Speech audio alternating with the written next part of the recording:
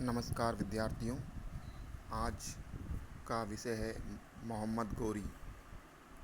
गोरी पर आने से पहले मैं आपको बताना चाहता हूँ कि मध्यकाल के प्रारंभ में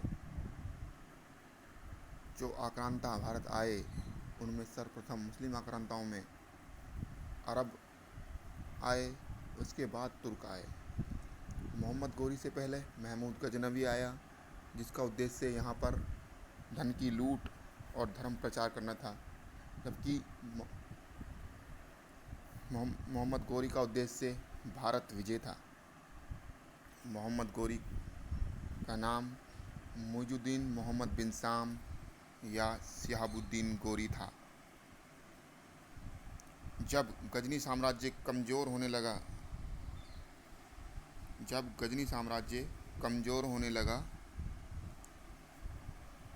और गौर साम्राज्य एक महत्वपूर्ण इकाई के रूप में उभरा, तो जिसका नेतृत्व मोहम्मद शिहाबुद्दीन गोरी ने किया।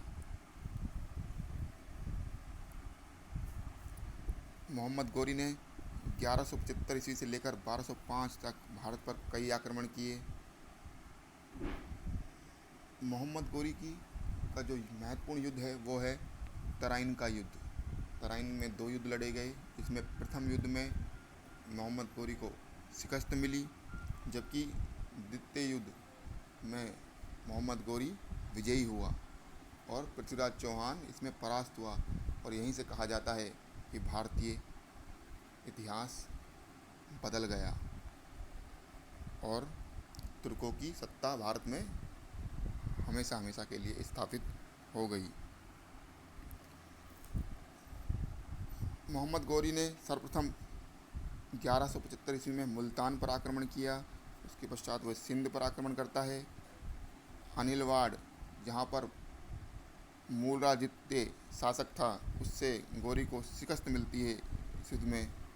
उसके बाद गोरी ने पंजाब पर आक्रमण किया और 1189 ईस्वी में भटिंडा या तबर हिंद पर कब्जा करने के बाद ही पृथ्वीराज चौहान उससे नाखुश हुआ और 1191 ईस्वी के तराइन के प्रथम युद्ध का यह एक प्रमुख कारण बना, जिसमें पृथ्वीराज द्वितीय ने खांडे राव, जो कि इसका सेनापति था स्कंद, उसकी मदद से गोरी को शिकस्त दी। किंतु 1192 ईस्वी के तराइन के द्वितीय युद्ध में सेनापति के कहीं और व्यस्त हो जाने के कारण पृथ्वीराज चौहान को परास्त होना पड़ा, जिसे कुछ इतिहासकार अति निर्णायक परिणाम की संज्ञा देते हैं। तराइन के द्वितीय युद्ध से पहले मोहम्मद गोरी किवाम उल मुल्क नामक दूत को पृथ्वीराज के पास भेजता है, लेकिन उसे सफलता नहीं मिलती है। इसके पश्चात 1194 ईस्वी में चंदावर के युद्ध में उसने गहड़वाल शासक जयचंद को पराजित किया। इस तरह से वह मध्य तथा उत्तर क्षेत्र में कुतुबुद्दीन ऐबक ने मेरठ, अलीगढ़, अजमेर पर अधिकार कर लिया, जो कि उसके अधीनस्थ था। किसके? गोरी का अधीनस्थ था कुतुबुद्दीन ऐबक।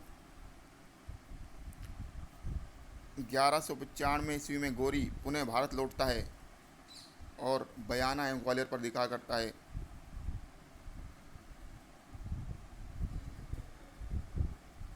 जब गोरी दोबारा से चला जाता है तो ऐबक पुनः कालिंजर, महोबा और खजुराहो पर भी अधिकार कर लेता है। जबकि पूर्वी सीमा में साम्राज्य विस्तार बख्तियार खिलजी के द्वारा किया गया। उसने उदंतपुरी को लूटा और उसका नाम बिहार शरीफ रख दिया। विक्रमशिला तथा नालंदा विश्वविद्यालय को भी नष्ट किया। माना जाता है कि नालंदा विश्वविद्यालय में उसने आग लगा दी, जिसका धुआं कई वर्षों तक छाया रहा। नालंदा विश्वविद्यालय में जो पुस्तकालय था उसको धर्मगंज कहा जाता था, धर्मगंज।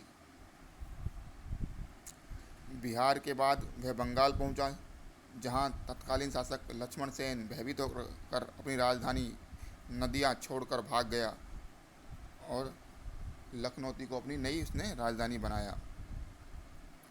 गोरी का अंतिम अभियान खोखरों के विरुद्ध 1205 ईस्वी में हुआ, पर इसी अभियान से वापस लौटते समय उसकी हत्या कर दी गई। तो ये था गौरी का साम्राज्य विस्तार। गौरी के बारे में कुछ महत्वपूर्ण बातें हैं। मोहम्मद गौरी ने भारत विजय के समय यहाँ पर दहलीवाल सिक्के प्रचलित किए। गौरी ने इन्हीं सिक्कों पर अपना नाम उत्कीर्ण करवाया, जिससे ऐसे सिक्के मिले हैं जिसमें एक तरफ तो पृथ्वीराज लिखा हुआ है और दूसरी तरफ मोहम्मद बिन साम उत्कीर्ण है। गौरी के सिक्कों पर की भाषा संस्कृत व लिपि देवनागरी है। उनके सिक्कों पर कुछ चित्र भी मिले हैं, जैसे लक्ष्मी का चित्र, बैल, घुड़सवार का अंकन। और गौरी की सबसे महत्वपूर्ण बात है जो मध्यकाल में, पूरे मध्यकाल में चलेगी, सल्तनत काल में, कि गौरी के द्वारा भारत में इक्ता प्रथा प्रारंभ की गई। इसको हम आगे पढ़ेंगे इसके बारे में। गौरी ने ऐबक को दिल्ली का, कुबाचा को मुल्तान व सिंध का तथा यलदौज को गजनी का उत्तराधिकारी बनाया था।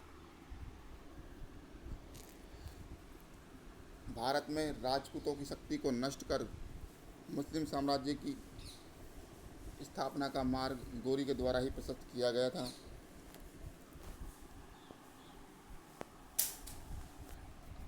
यहाँ पर